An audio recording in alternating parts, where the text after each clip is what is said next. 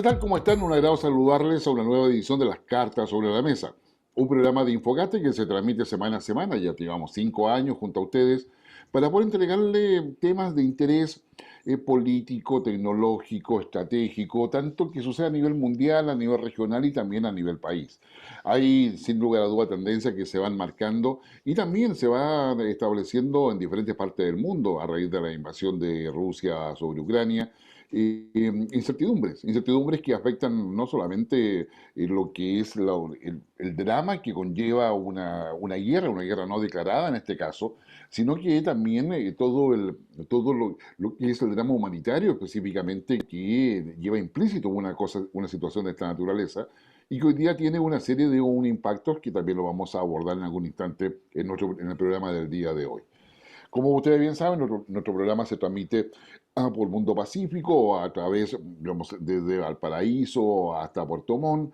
Estamos en Ñuble, estamos en la región del Maule, estamos en Radio Nunguien, en Talcahuano. Estamos también en las plataformas sociales de Infogate, en Twitter, Facebook y YouTube.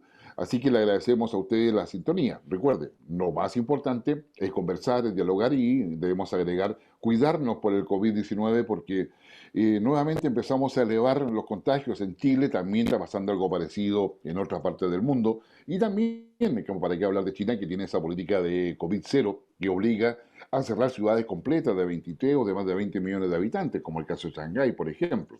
Entonces tenemos que mirar bien el mundo para poder saber qué cosas hacemos. En Chile estamos en un proceso político, yo diría, complejo, al que está como orientándose ya definitivamente a lo que es el plebiscito de salida de una nueva constitución para nuestro país, donde también la idea del apruebo o rechazo han quedado sobre la mesa y sobre lo cual también vamos a conversar.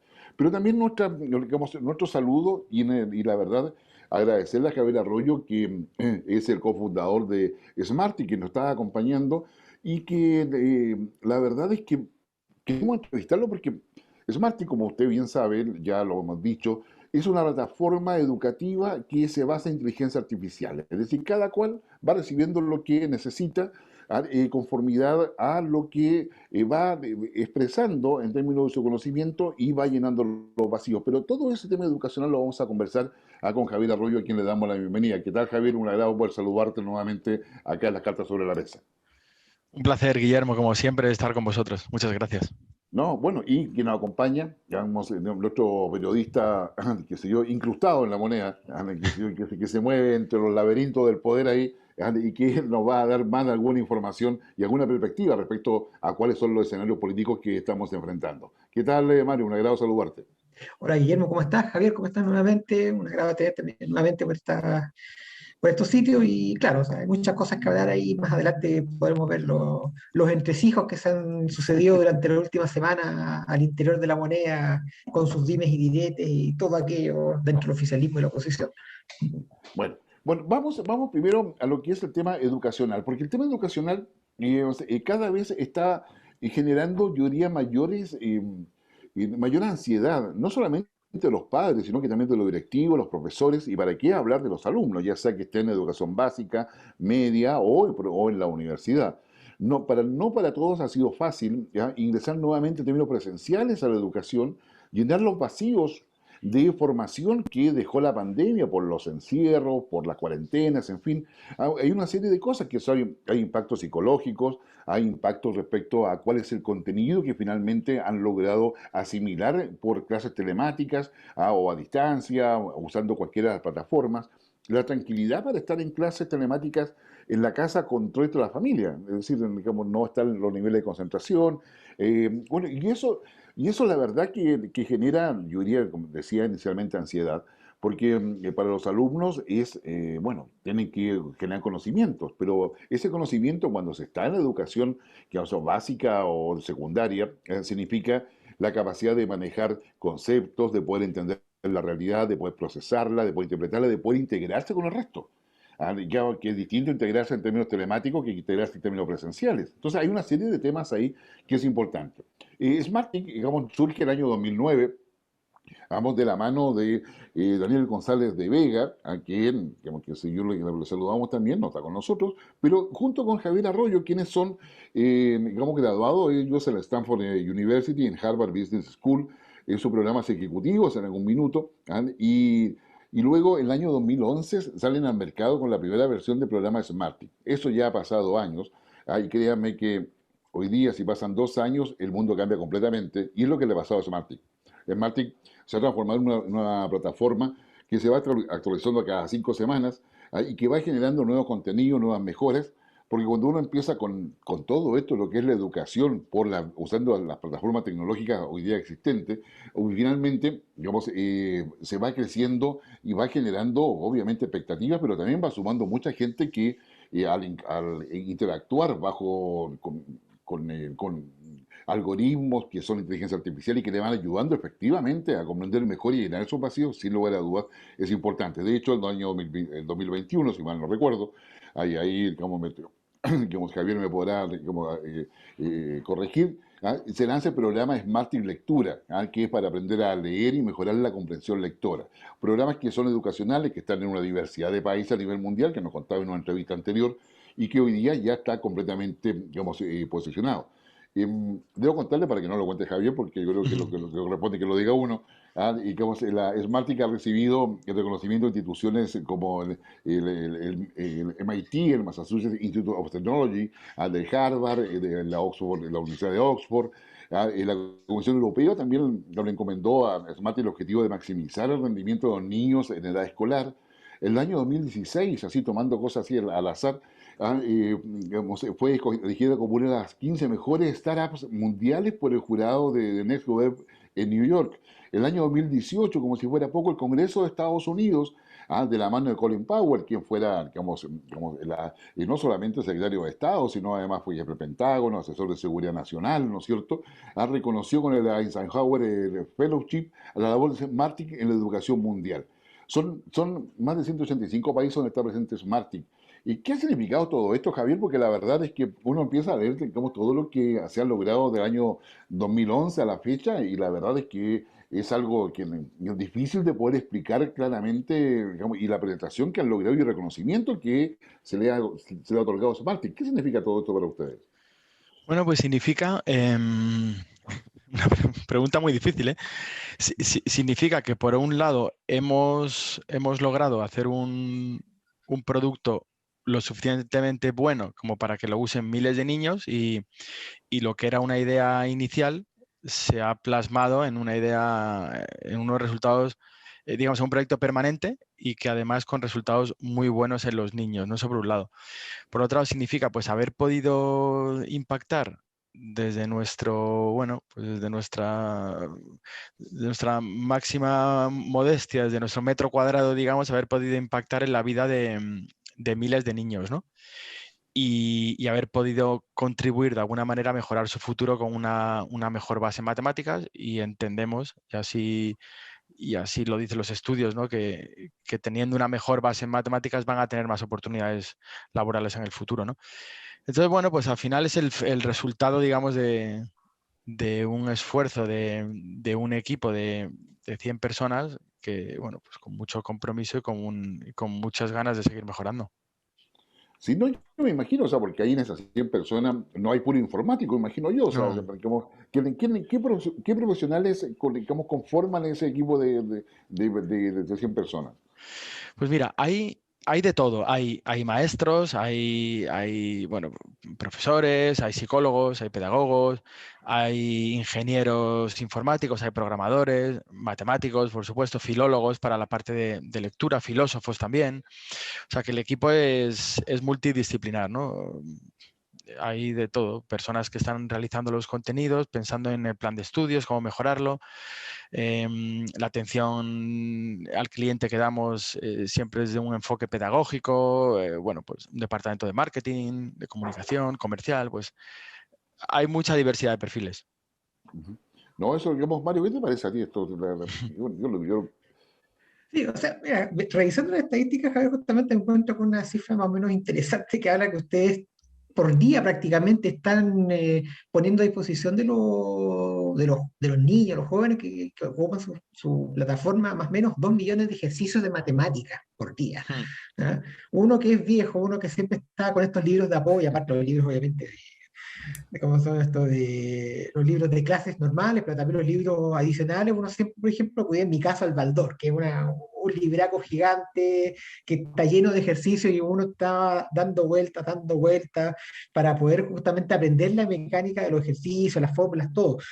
Pero ¿cómo lo hacen justamente ustedes para establecer esta masa de ejercicio? Y obviamente que tiene que estar más o menos acorde a la realidad de cada país, porque me imagino, por ejemplo, que si ustedes tienen un tipo de ejercicio estándar para un niño de, pongámoslo, de 8 o 10 años en España, no va a ser la misma que ustedes ocupan acá en Chile y tampoco va a ser la misma que pueden ocupar en Estados Unidos, por ejemplo, porque las realidades educacionales o los programas educacionales de ellos requieren distintos tipos de apoyo en ese sentido. ¿Cómo lo hacen para poder establecer por decirlo de alguna forma, pack gigantesco de ejercicios para que sea asumible para estas distintas realidades?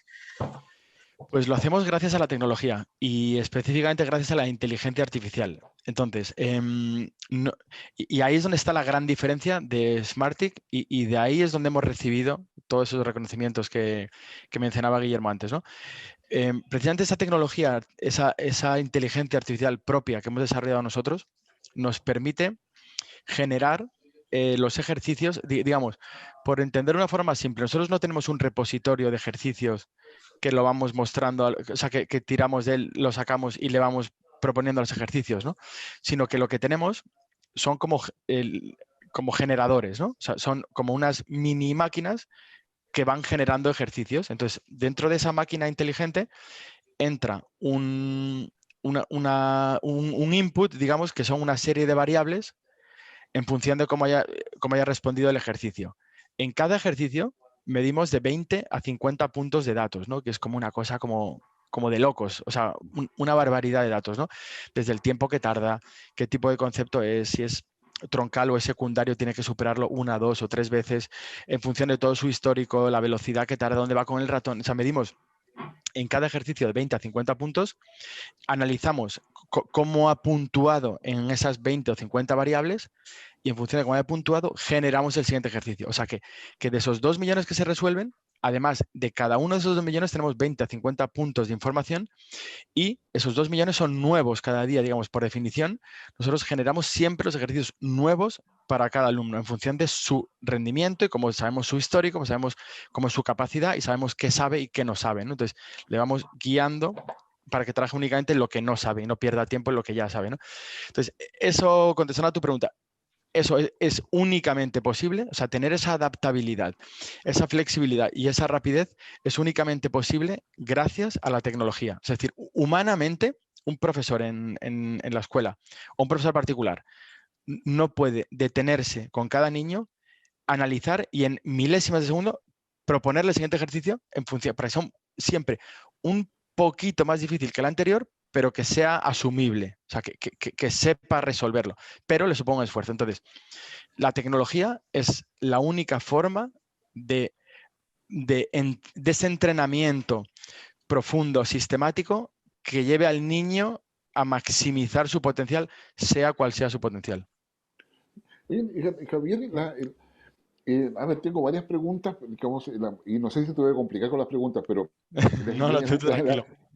la- digamos, bueno, ustedes, digamos, son las top, digamos, están en las top 5 de las plataformas educacionales, según el informe mundial 2021 de tendencia y uso digital. Pero, y eso, bueno, queda demostrado y explicado por lo que tú acabas de decir. Pero dime una cosa, o sea, eh, digamos, ¿cómo pudieron ustedes adaptarse? Porque finalmente Smartick, el boom de Smartick está asociado a la pandemia. O sea, decir, digamos, yo creo que la planificación que ustedes tenían era distinta, o sea, ir, digamos, conquistando mercados más lentamente, etcétera. Y la pandemia finalmente, digamos, les da un salto cuántico, digamos, de ahí en adelante. Esa yo creo que es la primera pregunta, porque en el fondo, para enfrentar el futuro, ¿ustedes tienen alguna unidad de estudio, de análisis, que les pueda ir marcando hacia dónde van? Porque esto es una cuestión, como tú lo decías, o sea, explosiva, son 2 millones de ejercicios que se multiplican por 5 por 6 por 7, es decir, es una cosa que no se detiene. Mm. Entonces, por lo tanto, yo creo que hay un tema cómo ustedes están viendo el futuro de este emprendimiento que ya se transforma en una empresa virtual muchas veces, con poco personal, muy especializado, con mucho trabajo interdisciplinario. Yo creo que ahí hay un tema. El otro tema es, ¿han visto la posibilidad o explorado la posibilidad de ir adultos mayores, por ejemplo, de poder estar asociados a una universidad, porque finalmente se abre una serie, la capacitación, por ejemplo, o sea, digamos, la generación de competencias y habilidades que son fundamentales para el trabajador del futuro, digamos, también puede ser una herramienta muy útil. ¿Cómo ves los escenarios futuros que ustedes están hoy día, que están caminando prácticamente en la frontera del presente y el futuro? Pero claro, el futuro se le viene encima. Mm. Sí, has dicho una cosa muy importante. Smartick crecía y crecía fuerte, pero la pandemia ha significado un antes y un después, ¿no? Ahí tenemos unos crecimientos increíbles, ¿no? Por encima del 50% en algunas métricas, como son el tiempo que pasa los niños en la plataforma, registros, pues llegan hasta el 200% de crecimiento en cuestión de apenas unos meses, ¿no? Entonces, claramente ha habido un antes y un después, no solamente nosotros a nivel de empresa, sino también en la mentalidad de la sociedad, de perder el miedo de las familias, de los padres, a que sus niños interactúen con este tipo de herramientas tecnológicas para estudiar y para aprender, porque hasta entonces el fin era prácticamente lúdico, era para jugar. Y estudiar era como, oye, ponte delante de un libro, un cuaderno, pero no es serio, ¿no? Estar con una tablet o con una computadora, ¿no? Entonces, eso ha cambiado. Dentro de Smartick, como tú bien decías, tenemos el análisis de datos es fundamental, Ujú. tanto para anticipar las tendencias del mercado como para analizar los resultados de los propios alumnos, ¿no? ¿Por qué? Porque todos somos diferentes, ¿no? Y todos nos vemos diferentes y nos creemos diferentes, ¿no? Pero cuando tú analizas esos 2 millones de ejercicios de 20 a 50 puntos de datos de cada ejercicio, tienes millones y millones y millones de datos a lo largo de un mes y a lo largo de años, ¿no? Entonces, cuando tú analizas esos datos y empiezas a crear como grupos, te das cuenta que sí que hay patrones de comportamiento. Entonces, sí que empieza a haber similitudes cuando tú agrupas millones, cuando tú agrupas toda esa metadata que se llama, sí que empieza a haber patrones comunes, ¿no? Entonces, esto es súper interesante porque esto nos permite ir mejorando cada vez más la algoritmia y la inteligencia. ¿Por qué? Porque cuando un niño pasa por un ejercicio y se comporta de esta manera, y por el siguiente, por el siguiente, por el siguiente, empezamos a identificar ya una senda, un camino por el que han pasado ya miles de niños antes. Entonces, empezamos ya a ser capaces de predecir cuál va a ser el camino óptimo de aprendizaje de este niño, de esta niña en concreto, para sus capacidades y para su forma de aprender, ¿no? Entonces, eso es brutal, ¿no? El potencial de eso. En cuanto al futuro de Smartick, pues mira, el mundo va a tal velocidad y crece tan rápido que claramente Smartick representa el futuro, ¿no? Por varias razones. Primero es tecnología, no es papel. Digamos, usa todo el potencial que te da la tecnología, darle respuesta inmediata al alumno en ese mismo instante si se ha equivocado o no y explicarle por qué, en qué se ha equivocado, poder adaptar el contenido. No cabe duda de que la personalización de la educación es el futuro de la educación y de en cualquier otro área, ¿no? Cada vez que compramos en Amazon, en cualquier sitio ya nos presentan los productos en base a nuestro histórico de compra, en base a nuestras preferencias, nuestros gustos, y con la educación va a pasar lo mismo. Si tú eres capaz de servir el contenido de la forma y a la velocidad que tú exactamente eres capaz de asimilar, es como un médico que te da exactamente los ingredientes que tú necesitas, ¿no? Entonces, eso es el futuro va por ahí, ¿no? Eh, ¿Cuánto más, ¿Cuántas más materias agregaremos? Pues no lo sabemos todavía. A priori nosotros estamos muy centrados, muy enfocados en primaria y ahí los pilares básicos es matemáticas y lectura. Los alumnos que dominan, tienen un buen manejo de los números, sobre todo un buen entendimiento de los números y un buen manejo de la lectura, la comprensión lectora, pasan a secundaria con éxito, no van a tener problemas, ¿no? Eso por un lado. Luego, la metodología de lectura y de matemáticas se presta mucho, ¿no?, a estos aprendizajes secuenciales, pero no todas las materias, ¿no? Por ejemplo, la historia, pues la historia tú puedes estudiar, dominar perfectamente los romanos y no saber nada de los griegos, ¿no? Entonces, en matemáticas cada concepto se apoya sobre el anterior. No ocurre lo mismo en todas las materias, ¿no? Y luego, pues sí, la pregunta para adultos, pues tenemos adultos, personas ya jubiladas que hacen Smartick como entrenamiento mental, como gimnasia mental para tener la mente ágil, ¿no? Pero a priori, bueno, pues como en cualquier emprendimiento, hay que correr porque la competencia avanza y corre mucho también, los recursos son limitados, entonces tienes que poner el foco y tu esfuerzo y tu posicionamiento en un área determinada, pero perfectamente, con la algoritmia, la inteligencia que tenemos, podíamos cambiar la interfaz, o sea, la visualización y hacerlo más para adultos y nos serviría como un producto idéntico por detrás. Solo habría que cambiar, digamos, el diseño de la pantalla, digamos. Ya, ok. Mario. Javier, justamente lo que arrojan justamente estas encuestas que posicionan bien a Smarty y también dejan en claro la irrupción de esta educación digital, esta educación personalizada. Eh, ¿Cómo ves tú que va a ser la evolución a futuro de todas estas plataformas y de ustedes en general, en el sentido que para muchos padres y también para muchos niños y jóvenes, más allá justamente de lo que implica esta forma de enseñanza tan personalizada que se adapta a él, en el fondo, se adapta al alumno? ¿Cómo hacer para que se forme una comunidad para mejorar la interacción de los niños y de los padres con el sistema? Porque justamente una de las cosas que a veces se echa de menos, no en particular en este sistema, sino en general en el mundo digital, a veces es la despersonalización, en el sentido que es muy, ¿cómo te lo podría decir? Hmm, Muy centrado en una sola persona. ¿Ah? hmm. Quizás no es el término exacto, pero uno de repente podría hablar un poco del egoísmo digital. ¿Ah? Se preocupa mucho una persona y de repente se pierde el contacto con el contexto. En el caso de los jóvenes, de los niños, se pierde el contacto con los compañeros, con otras personas que quizás están en su mismo nivel o que de repente pueden terminar ayudando, apoyándose en esto con una plataforma como SmartTech de fondo. ¿Cómo ustedes ven ese desarrollo posterior, ese avance o de ese acomodo de las plataformas para poder justamente seguir subsistiendo, seguir potenciando el apoyo que hacen, pero más, ¿cómo te lo podría decir? Por decirlo de alguna forma, como con más calor de hogar, con más calor de los compañeros, de los amigos, para poder avanzar en ese sentido? Sí, sí, yo te entiendo perfectamente. Vamos a ver, la pandemia ha significado un antes y un después en nuestras vidas, ¿no? En las vidas de todos. Y además ha habido, en la educación especialmente, porque claro, físicamente los niños han estado sin poder asistir al colegio un par de años, ¿no? Más o menos, ¿no? De media. Entonces, claro, en la educación ha sido muy radical el cambio, porque de la noche a la mañana las escuelas no están preparadas, el proyecto pedagógico no estaba pensado para enseñarse sin ver a tu profesor, a tu maestro durante 2 años, ¿no? Ni tener contacto con tus amigos. Entonces, eso unido a que además los padres en casa teletrabajando, los que su trabajo la naturaleza de su trabajo se lo permite, ¿no? Entonces, ha habido, bueno, pues una desorganización total dentro de las familias y también a nivel un poco a nivel de los colegios. No ha sido fácil, ha habido que adaptarse, ha habido que hacer un esfuerzo, pero la realidad es que como consecuencia de esto, los niños han pasado demasiadas horas frente a las pantallas, ¿no? Y eso es así.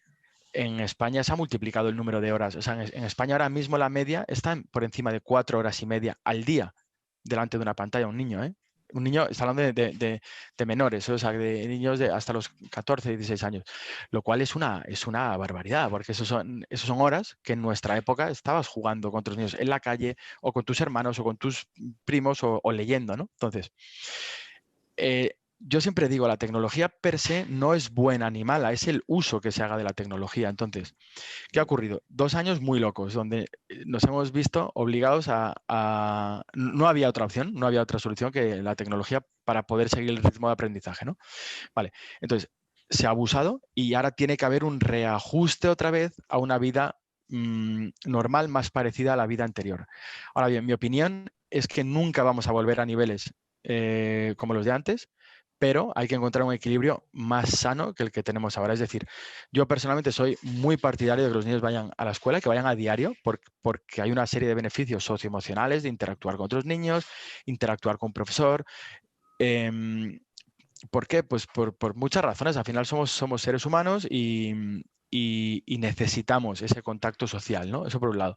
A nivel académico, la pasión y el cariño y el amor que te transmite un profesor hacia una materia jamás te lo puede transmitir una máquina. Una máquina al final, pues sí, podrá estar más gamificada, menos gamificada, estar mejor diseñada, tener unos tutoriales, como en nuestro caso, tener un departamento de atención a los padres donde pueden llamar y comentar, pero es una máquina, no te transmite esa pasión por una materia que te transmite un buen profesor, ¿no?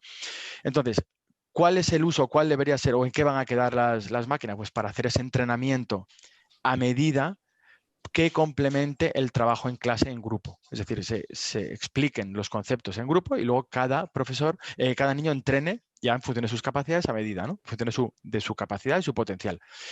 Entonces, yo creo que ahora tiene que haber un reajuste y volver hacia atrás, porque claramente se está abusando. Y el problema no es que, bueno, como tú mencionabas antes, el estudio mundial del uso y costumbres digitales, ¿no? Donde Smartick sale como número uno, es la única plataforma hispana, el resto son todos gigantes norteamericanos, ¿no?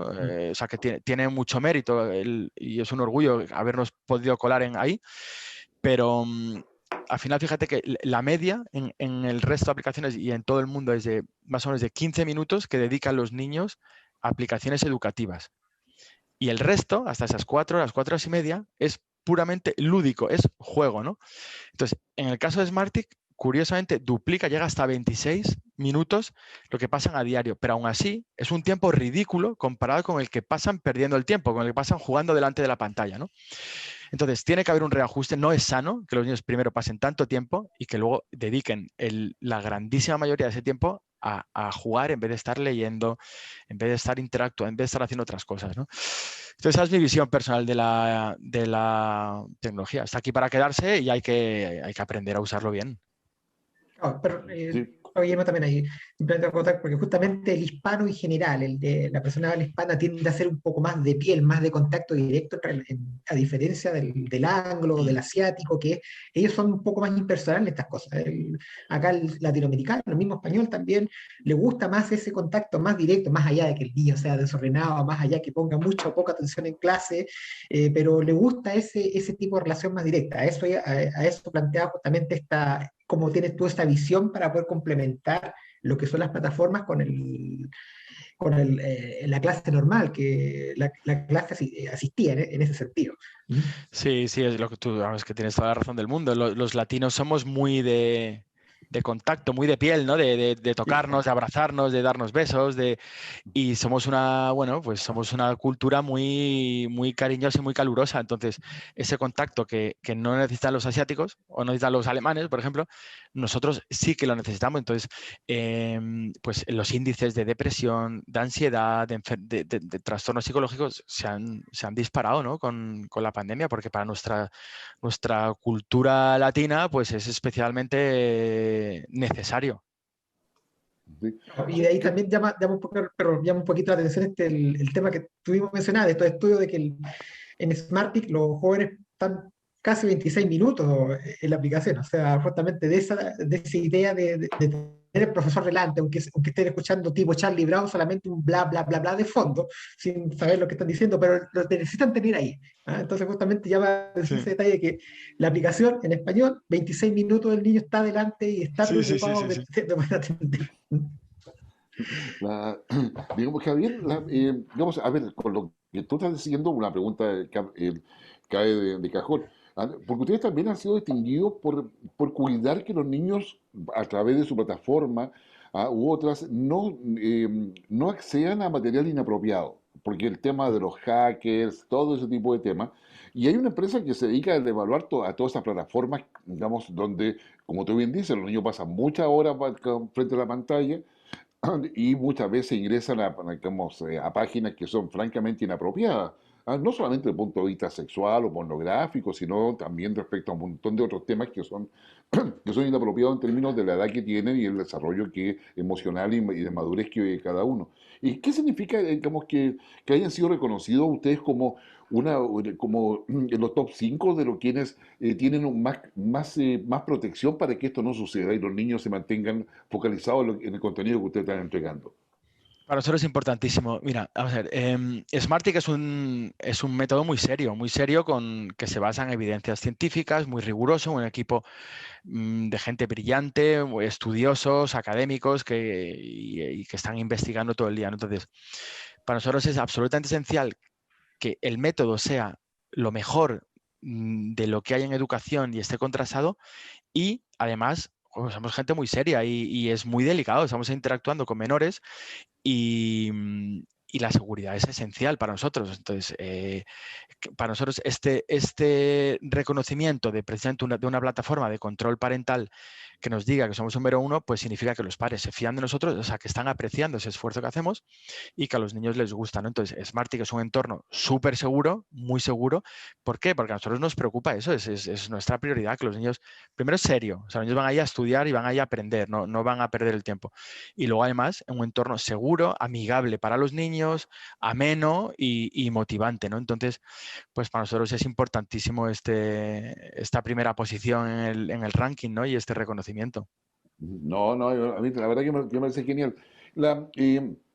Ustedes también digamos, han ido desarrollando otras cosas como compraron o adquirieron Leoteca, y tienen además, digamos, bueno, eso da cuenta de Smartick Lectura, como qué sé yo, y tienen también otra cosa que es el Smartick Coding.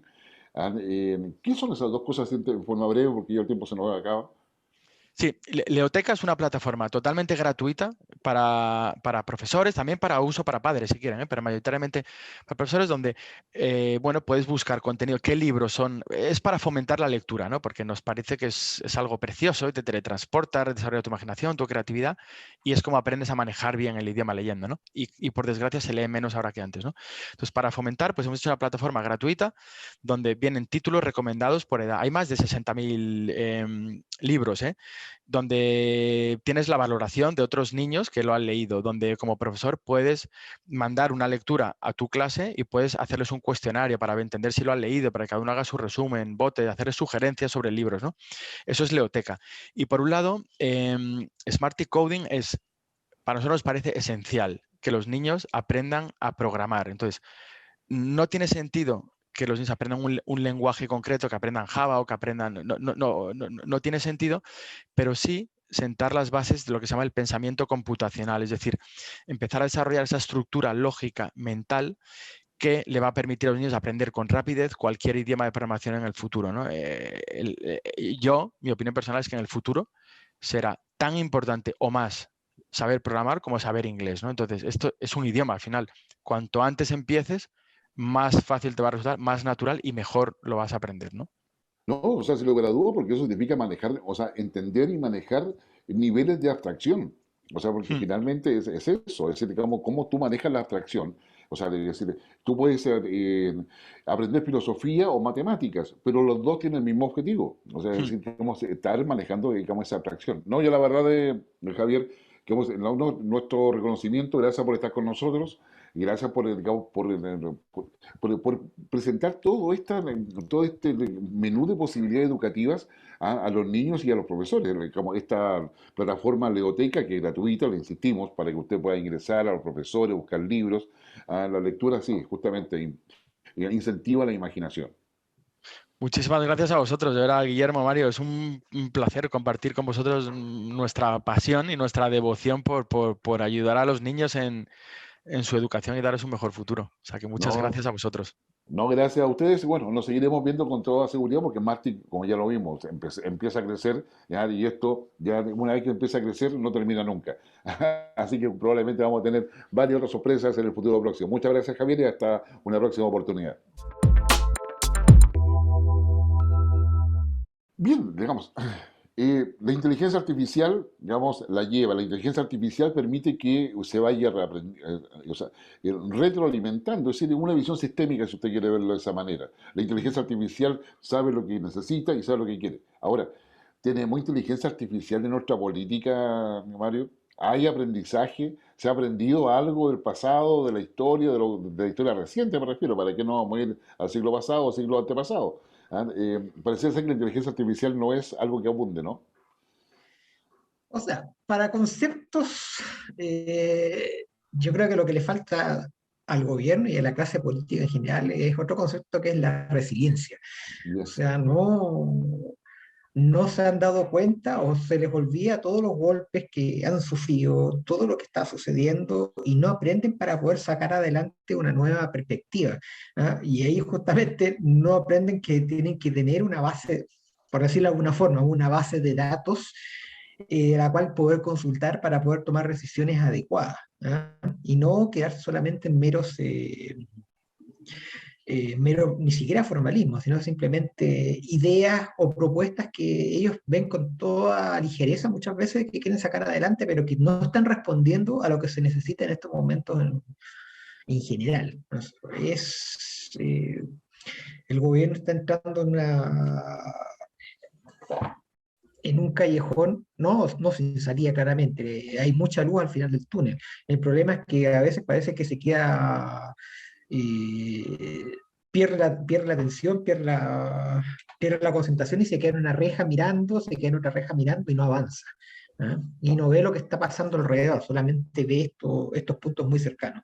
Y eso es lo que de repente entra a preocupar, bueno, no solamente el gobierno, como digo, sí, sino que en general de la clase política, que el país está aproblemado, tiene muchas cosas que son muchas luces de alerta y de repente parece que no se están dando cuenta que estas luces de alerta se están poniendo cada vez más rojas y cada vez más ruidosas. Y parece que no ven el rojo y y no sienten el ruido. Y eso es el peligro que estamos pasando ahora.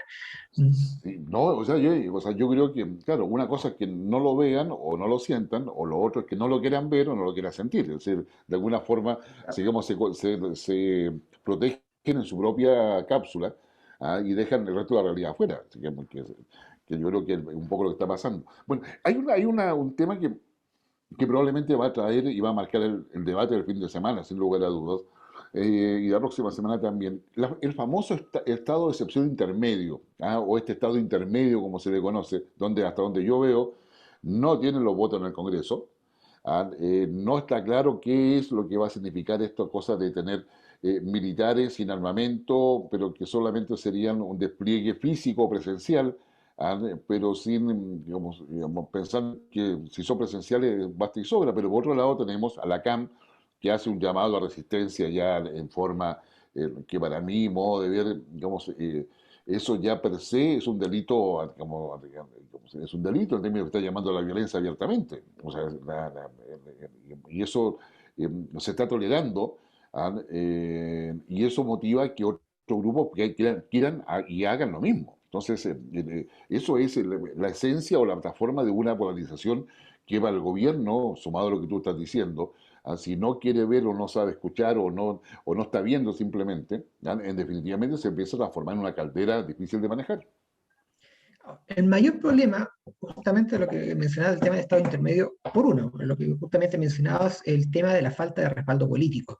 Y principalmente porque este Estado intermedio es una idea de decir, de, de decir, estamos cumpliendo, pero se queda en la mitad. O sea, no tiene facultades, les pide mucho, pero tampoco cubre todo lo que debiera cubrir.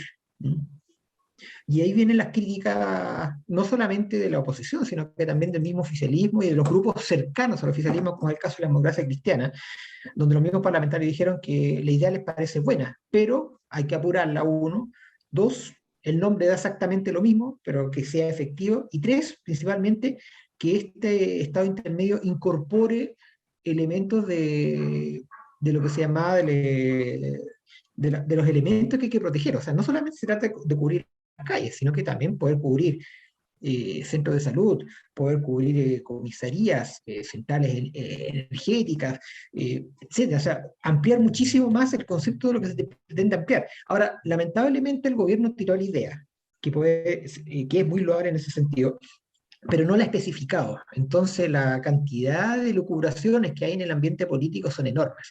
¿Ah? Y mucha de la discusión justamente se habla sin tener el proyecto en la mano. Y el mayor problema también es que el gobierno quiere sacarse de encima el estigma de tener que decretar un estado de excepción constitucional, que es lo que yo creo en estos momentos lo que les dolería tener que invocar para poder llamar y poder imponer la seguridad y poder imponer la paz. ¿M? Para ellos el Estado, obviamente, un estado de excepción constitucional de emergencia, o sea, todos los adjetivos que uno se le puede seguir agregándose al final, va en contra de las líneas políticas que ellos mismos tienen. Entonces, están buscando una fórmula que les permita poder tener algo de control sin necesidad de acudir a lo que ellos asumen son aspectos que vienen heredados del gobierno de la dictadura militar. Y eso, al fin y al cabo, es lo que les está doliendo. La gobernadora, quiero decir, la delegada presidencial en Biobío dijo hace unos días atrás que no había forma de poder controlar la violencia. Son unas palabras que trajeron obviamente bastante ronchas en el mundo político, especialmente allá en la zona, porque simplemente daba cuenta de que el gobierno no iba a ser capaz de poder controlar la violencia que está instalada y de poder llamar al orden, ¿no? Justamente lo que mencionabas también, el tema de la CAM, lo que salió diciendo Yaitul ayer miércoles, de que poco más que había que abrir la rebelión y tomar las cosas por las armas, por violencia, para poder conseguir su objetivo, claramente es un desacato jurídico enorme y debiera tener otro tipo de reacción. Pero el gobierno no parece de la mano de querer imponer demasiadas sanciones, de poner mano dura en el tema con los grupos que tratan de apropiarse de las demandas del pueblo mapuche y también de otros pueblos originarios del país. No, eso, a mí, yo la verdad, o sea, yo miro, yo creo que hay ahí un tema que es relevante en términos de uno, de que eh, en virtud de los propios fantasmas que cuando eran oposición crearon en torno, digamos, a su confrontación con el gobierno de Piñera o con la derecha o con la historia del país, tomando a Pinochet en adelante, finalmente hoy día han quedado atrapados en su propia red. ¿No? Porque digamos, en términos concretos, para aquellos que nos dedicamos, como el caso tuyo, mío, hay muchas otras personas que nos están escuchando o viendo, la política, si tú no mantienes dentro de un cierto orden, o sea, desbanda y pierdes el control completamente. Una cosa es que no tenga la conducción institucional, que ya hay una debilidad en ese sentido, que la dejó acreditada Sebastián Piñera, pero que ahora no se ha logrado superar. Entonces, el Ejecutivo anda por una parte, el Legislativo anda por otra, la Fiscalía Nacional anda por otra, el Contralor, vamos por otra, pero no hay una línea institucional respecto a qué es lo que se está cautelando en realidad y las condiciones de seguridad que se requieren. Entonces, yo creo que ahí tenemos un tema que en el caso de la macrozona sur, eh, no solamente la violencia, la muerte, el uso de material de guerra empiezan a hacerse demasiado frecuentes. Y claramente eso no va a ser tomado como un estado de normalidad y eso va a explotar por varios lados, no solamente por las amenazas que dice Yaitul o que dicen algunos otros dirigentes en varias zonas, pero también tenemos la violencia de la delincuencia organizada, del crimen organizado. El gobierno colocó sobre la mesa que en Chile hay crimen organizado transnacional. Una cosa que los gobiernos anteriores, digamos, solamente dejaban la posibilidad pero hoy día el gobierno, digamos, de Boric ha señalado que hay, cosa que a mí me parece bien en términos de transparencia y es un fenómeno que hay que abordar. El tema está en que mientras el gobierno anuncia las actividades del narcotráfico, que es parte del crimen organizado, la trata de personas, el sicariato y varias otras cosas más, mantienen digamos, su crecimiento de manera impresionante. O sea, son como, que puede que me esté equivocado, pero la percepción que uno tiene es que al menos al día hay una persona asesinada. O sea, digamos, de alguna forma o muere en virtud como de todo eso. Y yo creo que hay dos puntos ahí que son graves. Uno, que se instaló la idea de impunidad. O sea, va a decir yo puedo hacer y decir lo que quiera y finalmente son inimputables. ¿No? O sea, cuesta mucho que me lleven a una formalización o yo termine en la cárcel. Y el otro, digamos, junto con la impunidad, yo creo que hay otro tema ahí que tiene que ver con la desobediencia civil. Es decir, yo puedo destrozar, puedo protestar, etcétera, y el sentido de autoridad pareciera haberse disminuido. Y no te lo digo una perspectiva conservadora, sino simplemente de un orden social mínimo. Que yo creo que son temas que se están profundizando y que claramente, y con esto termino, digamos, van a tener un efecto en cómo miremos la nueva constitución. Una nueva constitución que a lo más, aparte de lo doméstico, va a estar marcada por la inflación y por una temática, digamos, económica que no es favorable al gobierno. Mira, justamente lo que sea en seguridad, esta sensación de impunidad que se está empezando ya a instalar en la sociedad, por una parte, porque las entidades que están encargadas de hacer el orden público están viendo que no están teniendo facultades, ¿ya? O sea, lo que ha sucedido con Carabineros, más allá de los errores cometidos en el control de seguridad, lo que fue el estallido social o momentos antes también, Carabineros está absolutamente legitimado en cuanto a la posibilidad de poder ocupar sus herramientas para poder mantener el control del orden público y para poder hacer actividades preventivas. El ejército o las Fuerzas Armadas en general, a lo que se refiere justamente a este tema de estado intermedio que hablábamos antes, tienen sus aprensiones especialmente porque se pretende instaurar un sistema, pero ellos no tienen claro cuáles van a ser las atribuciones que van a tener, el respaldo jurídico por aplicar estas atribuciones y también los medios que van a poder contar para poder hacer respetar y para poder cumplir las funciones que se le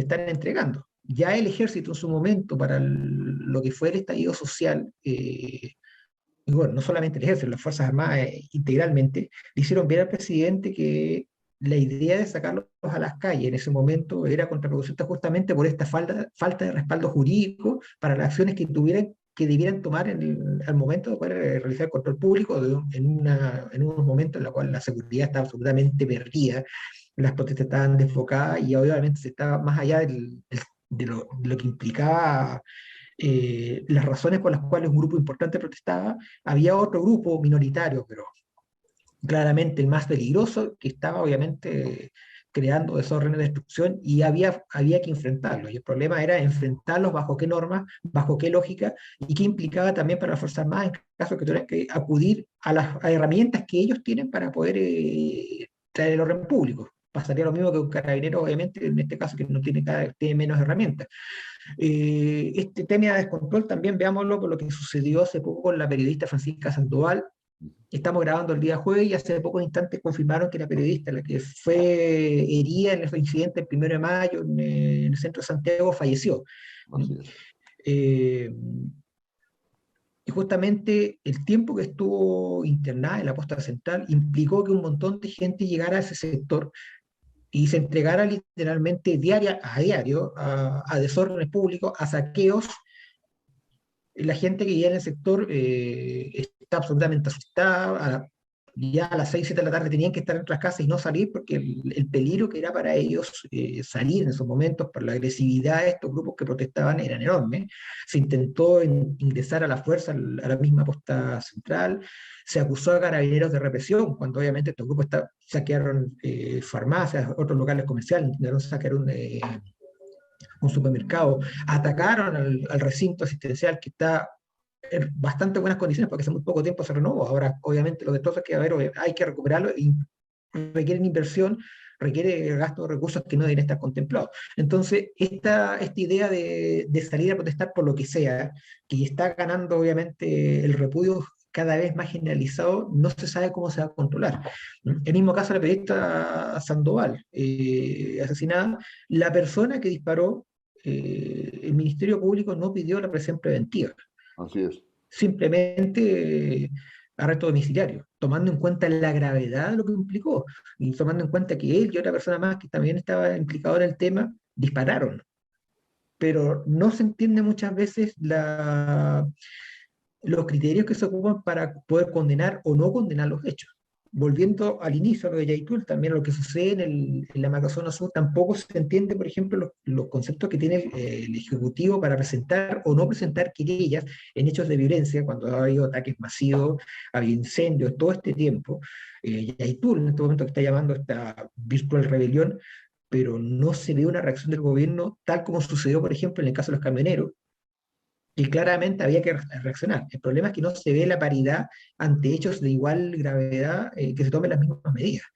Ante los camioneros, por ejemplo, el gobierno eh, actuó rápidamente e implacablemente, amenazó automáticamente con imponer la ley de seguridad interior del Estado contra los camioneros para poder desactivar el tema. Pero contra las tomas, contra los incendios que se producen en diversas localidades de la macrozona sur, no ocupa la misma vara. tiene miedo, llama a la política de la zanahoria, todavía no vemos cuál va a ser el palo, entonces, en este punto, y obviamente contenta, ella no sabe cómo enfrentar el tema, sí no está tomando el liderazgo que uno espera para una situación que es realmente complicada, no solamente en la Macrozona Sur, sino que en temas de seguridad en general. No, exactamente. Yo te diría que ahí no sé qué piensas tú, pero con este escenario, que si el gobierno no logra controlarlo, la oposición y son las propias facciones que lo apoyan no logran generar las condiciones para que el gobierno tome el rumbo, tome el timón, con lo énfasis que el gobierno le quiera dar, pero que se muestre que está tomando el timón y control de la situación. Es decir, eh, digamos, si eso no pasa, el escenario del 4 de septiembre, con el principio de salida, se hace ya complejo en términos domésticos. Además, como te decía anteriormente, con la guerra no declarada de Ucrania con Rusia, está generando un efecto rebote. Es decir, lo que vemos es que a mayor sanciones que coloca Occidente sobre Rusia, el efecto rebote no está afectando al resto del mundo. O sea, porque nos genera inflación, claro, y Rusia no se rinde. Y entonces, digamos, nos genera inflación, digamos, un aumento de precio en muchas cosas, por supuesto, digamos que lo que, que está asociado a la inflación, pero también escasez de granos, porque los dos principales países que exportan fertilizantes están en guerra. ¿Ya?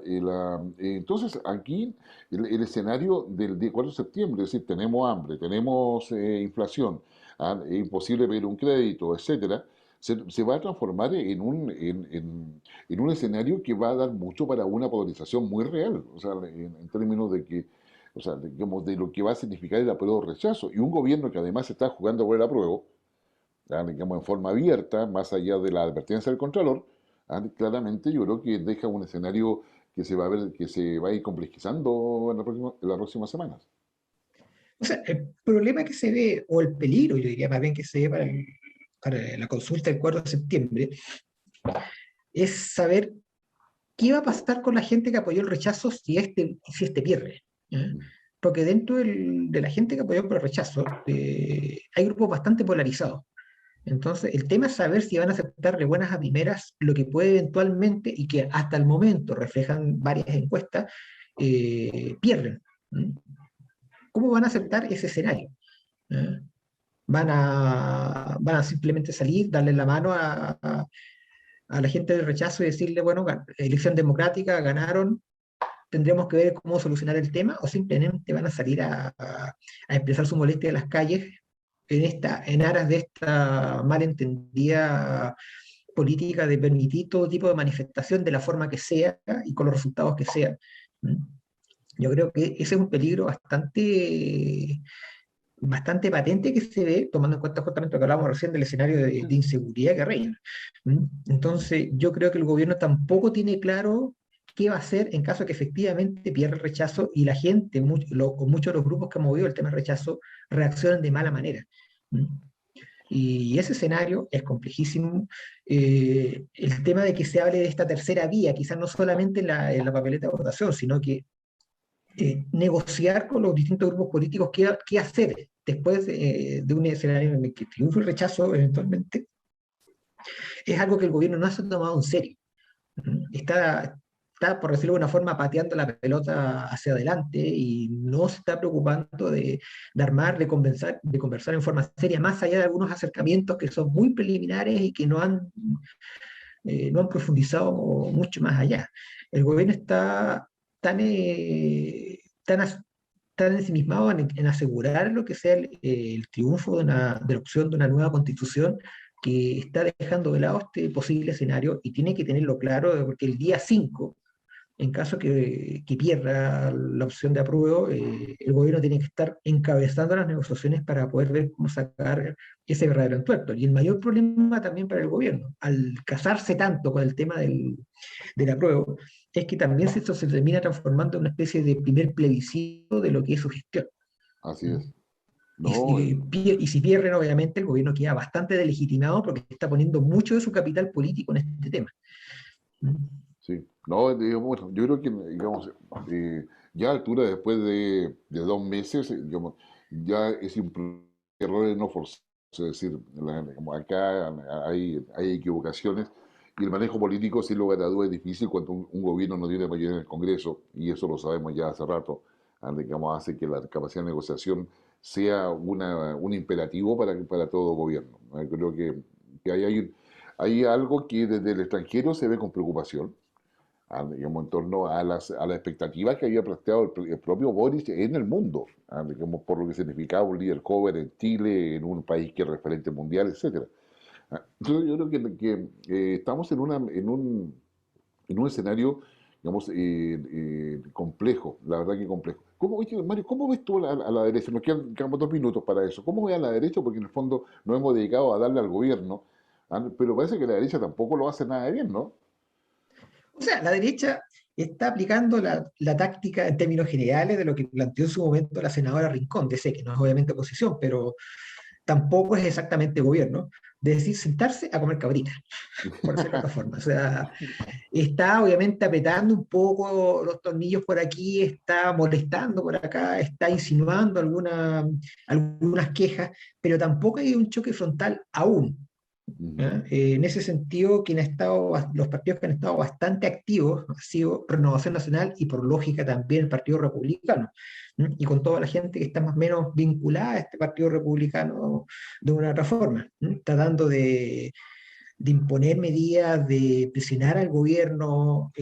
La UDI ha estado bastante más calma, más, por decirlo de alguna forma. Yo creo que todavía están esperando ver cómo se presentan los proyectos, los grandes proyectos que está anunciando el gobierno, partiendo por el tema de pensiones principalmente, ¿m? Para poder ya entrar en la lista de una forma más directa. Pero si uno habla de quién ha sido un poquito más incisivo, ha sido más, por decirlo de una forma, más frontal, molesto, y yo creo que eso va por la línea de Renovación Nacional. O sea, Francisco Chaguán algo ya lo había anunciado el año pasado cuando recién asumió, de que él empezaba a ser un duro fiscalizador. ¿Eh? Está tratando de imponer esa línea y Renovación Nacional ha sido bastante, ha tratado de posicionarse en ese sentido, pero yo creo que la derecha todavía está en el escenario de ver antes de hacer, de ver, yo creo, los grandes proyectos ya en el Congreso para actuar ya en forma seria, no en forma seria, sino de forma más directa. ¿No? Yo creo Sí, que no, el tema de pensiones y también el mismo de este estado intermedio, yo creo que van a ser la base que nos va a permitir medir ya exactamente cómo va a ser ya la oposición más claramente de cara a lo que el actual gobierno. sí. No, yo creo que para el próximo programa, que no alcanzamos ahora porque daría para mucho comentario tanto de tu parte como de la mía, ¿es acaso Sebastián Piñera es otro partido dentro de la oposición? Digamos, o solamente un referente del gobierno. Porque claro, se dice que incluso quiere escribir un libro sobre el 18 de octubre. Digamos, se dicen muchas cosas, pero en las reuniones políticas, en las oficinas todavía que tiene Apoquindo, digamos, se dice que se va a cambiar, se siguen dando entre todos los que participan con el gobierno, o gran parte de ellos, con otras personas, etcétera. Entonces la pregunta yo creo que es válida, ¿no? Sebastián Piñera, aparte de ser expresidente, ¿es un nuevo partido dentro de la oposición? ¿O es el nuevo conductor de la oposición?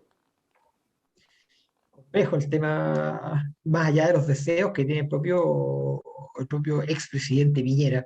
Su idea siempre ha sido de pasar a la historia como una especie de gran estadista. Mm, El primer gobierno pasó, ¿eh? mm, Pero en su segundo gobierno claramente, si tuvo alguna esperanza de eso, claramente eso no es posible, o sea, es imposible. Ahora, conocemos también la tosudez de Piñera con sus ideas, es muy porfiado, insiste, y por lo menos también se rodea mucha gente en ese sentido que piensa igual a él. Le cuesta encontrar de repente confiar en voces disidentes a las ideas que él tiene. Entonces, quizás sí, él puede tratar de instalarse como una especie de nuevo partido de oposición o lo que sea a esta altura, ujú. pero no creo que tenga demasiado impacto en las decisiones que puedan tomar realmente los partidos más grandes de la oposición, hablando de Renovación Nacional y UDI. O sea, saben claramente que Piñera, independiente del tema que sea, es un personaje que, si ya antes generaba muchos anticuerpos, después de lo que fue su paso al gobierno, después de lo que fue el 18 de octubre y todas las situaciones complejas que se vio en el país, es un activo político muy devaluado, que no creo que la misma oposición quiera colgarse de él para tratar de impulsar una nueva alternativa sí, como dijo en su momento también Desbordes, para un nuevo mandato presidencial para después de Boric. sí. Bueno. Bueno, yo creo que ahí nos quedan varios temas. A usted los Sí. dejamos a usted en la mesa, en el living, en el comedor, en la terraza, en el balcón, en fin, donde usted pueda estar, para que los converse, los dialogue. Vamos, es nuestro Chile, ese es el Chile que tenemos, y es el Chile que queremos construir. Pero eso se hace con diálogo, se hace con esta perspectiva que nosotros queremos aportarles semana a semana. Hemos visto lo que es inteligencia artificial. ¿Ah? Vamos a ver si podemos inyectar la inteligencia artificial a nuestro sistema social y político para que funcione y, y pueda retroalimentarse muy rápidamente para poder llegar a los objetivos que todos Lo tenemos. necesita mucho. Así es. Así que, Mario, un agrado compartir contigo como siempre.